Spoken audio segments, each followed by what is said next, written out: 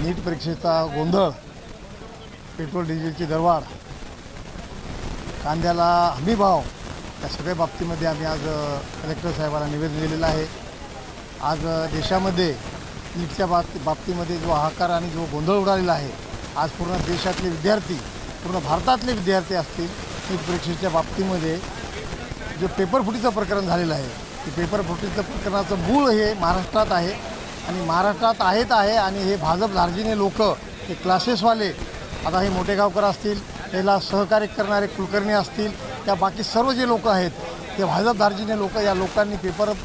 फुटीचं प्रकरण हे आजच नाही, जवळपास आज हे विद्यार्थ्याच्या जीवनाशी जवळपास एक 5-10 वर्ष झाले हे नीटच्या परीक्षेच्या माध्यमातून हे खेळत आहेत आणि बरेच विद्यार्थी आत्महत्या करत आहेत आणि आत्महत्या तर करत आहेतच, तर पुन्हा ह्या गोरगरीब लोकांच्या विद्यार्थ्याच्या जीवनाशी खेळणाऱ्या या मोठेगावकर असतील, या सरकारचा आम्ही निषेध करतो आणि येणाऱ्या काळामध्ये त्याची चौकशी होऊन या लोकांना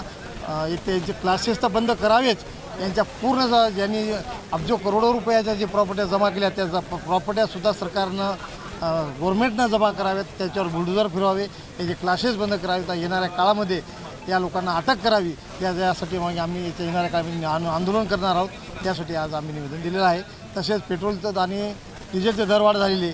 ही दरवाढसुद्धा सामान्य लोकांना आता येणाऱ्या काळामध्ये पेरण्या, आता शेतकरी लोकांना असतील, याच्यात ट्रॅक्टरच्या बाबतीत सगळ्या बाबतीमध्ये हे सगळा गोंधळ जो निर्माण झाला ते पेट्रोल डिझेलचे भाव कमी करावेत।